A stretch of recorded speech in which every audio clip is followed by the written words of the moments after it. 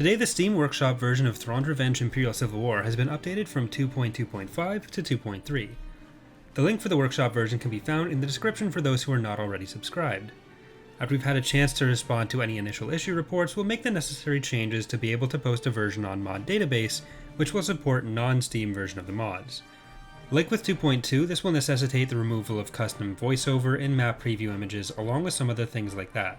This is why we strongly recommend people to play the Steam version of the game where possible. The main goals of 2.3 were to clean up some of the elements of 2.2, while also putting down the groundwork for some of the changes that we're starting to flesh out in the rest of the patches for 2.3 and in 2.4. The first steps of our ground reworks have been implemented, changing a lot of how squad sizes work, infantry loadouts, unit ranges, movement changes, and plenty of other changes and stat tweaks.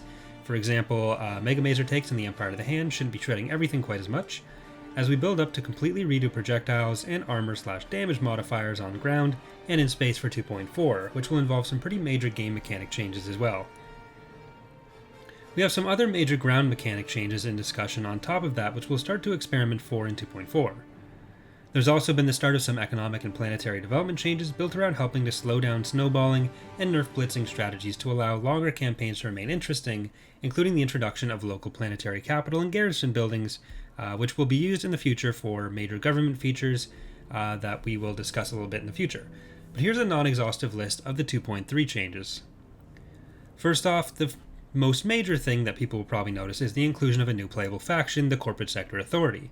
The CSA used to be in the mod as a non-playable faction, but has now been changed to playable, and can be found in the Empire's End and Art of War Progressive Galactic Conquest, along with some of the smaller era-specific ones, like the Hunt for Zinj.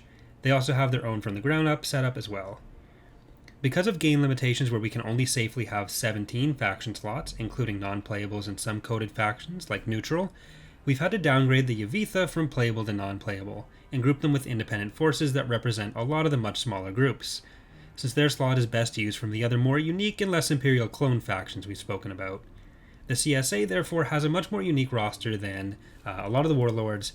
They do share some space units with other factions, but their ground roster is almost entirely unique. We've also added a new mechanic called Era Selection, where with the Era Progressive maps, you'll be able to choose which era you start in. This will involve entirely different starting positions for each faction and different progression. Some factions are only available in certain eras. So, for example, since Zinj was killed in Era 1 canonically, he cannot start after Era 1. We do want to do a version of the maps in the future where the start locations from Era 1 are kept, but you can pick the later eras for tech. So that would allow the New Republic to have the small Era 1 starting location, but the really powerful Era 5 New Republic tech. That is something that we'll be looking to add in between 2.3 and 2.4. On top of that, one of the other major focuses for 2.3 has been AI updates. We've already done a whole news post about the cruel AI mechanic, so I won't cover too much of that here, but we've done some pretty significant changes for Galactic and Tactical game modes on top of cruel, and we've tried to clean up certain functions to make the AI run more smoothly and improve in-game performance. We've also fixed the issue where certain factions would not land a significant amount of their ground troops when they were invading on ground. We've also made significant changes to Galactic level visuals, thanks to a new setup of models and shaders for the Galactic level by Lord and Primy. On the Tactical level, there have been changes to a bunch of the existing maps, and a bunch of new maps have been added as well. This includes some maps that have been taken from Phoenix Rising, another great mod developed by our own Evil Bob the Bob.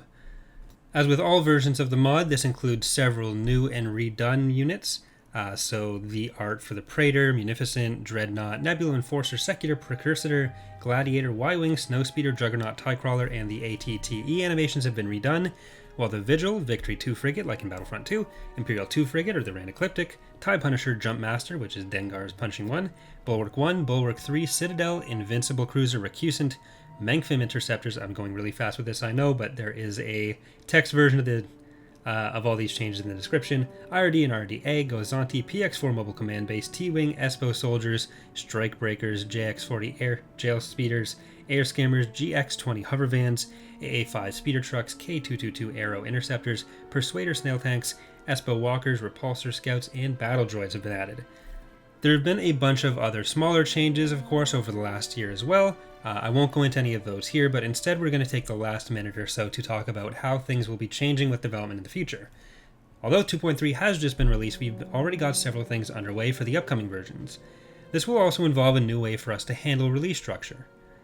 Rather than a year-long development cycle, in order to make sure things stay consistent and get changes out faster to players, we're hoping to make the scope of each release much more focused and get versions out to players more frequently. While the Havens becoming the next playable faction will mark the 2.4 release, there will be several 2.3.x releases along the way, including updated and new content. In order to facilitate this, we'll be maintaining a constant testing team on our Discord server for the mod and for this channel, which can be found in the description. There will be a link there, which will get the new versions every few months or even weeks depending on what's being added in particular, and then the Discord server as a whole will have access to it for testing in the week before any release, just so we can get a bit more feedback before pushing the release to everyone. We'll constantly be looking for people to add to the testing task force from Discord as well, so if you want to track mod development, that's the best way to do it. Some of the early focuses for 2.3 patches will include art updates for all the Mon Calamari cruisers, some new units including the Asserter and VT-49 Decimator. Both of those were slated for Araidu. The Decimator may go to someone else. Tactical space map art updates. So we're going to be doing some low orbit maps and changing environment lighting. We're also going to be working on some economic overhauls and new economic mechanics. We're going to continue working on ground mechanic changes, and we're also going to be working on space and ground projectile reworks. There will also be different balance changes included in most of these patches as well as necessary.